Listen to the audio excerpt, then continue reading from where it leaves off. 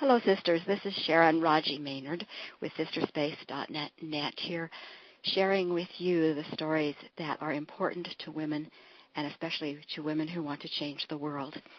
I have with me today another first, and that is we're interviewing Jay Johnson, a fellow who's out here in the United States doing what he's calling being a border ambassador.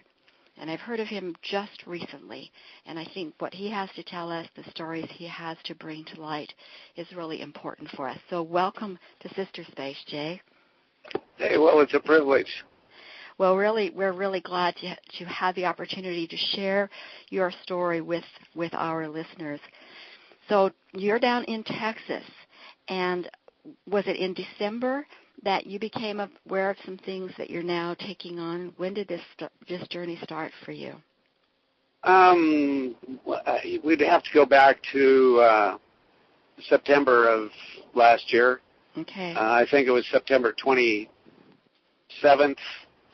I can't remember the exact day, but I was listening to, which I will do, Sean Hannity interviewing Senator Santorini or whatever from New Jersey, and praising him for the Senate having passed the bill to build a wall between us and Mexico. I live 3 minutes from Mexico. Wow.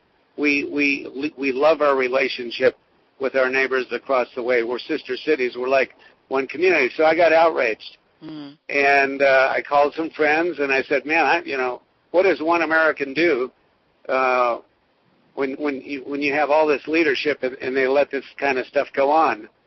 And I said, "I'm going to have to do something really radical," so I decided to go walking. And because of that, I had media following some of my walks at protest and our successes. And so then back in December, and prior to that, I should say, I found out I've had a prison camp that's 35 miles northeast of Austin, Texas capital, that has a couple of hundred children or more in prison cells with their mothers. Wow. And we're talking, there was one pregnant woman in there with a child, and she was in there for months and she couldn't even get medical care.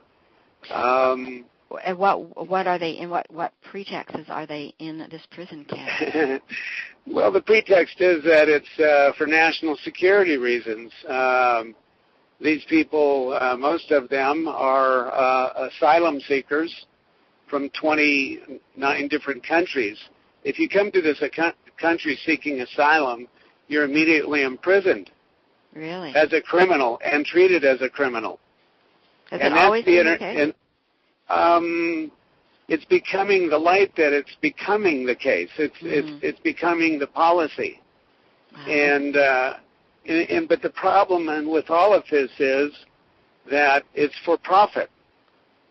For instance, in this prison camp that has the children and the mothers, there's 400 of them, and the federal government has contracted to pay $2,800,000 a month to have them in cells for 22 hours a day.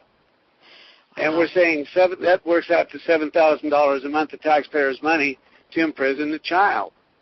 And can anybody explain that? So these people, they haven't committed criminal acts here in this country. They've come here seeking asylum.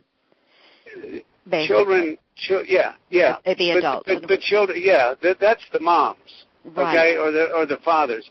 But children aren't criminals.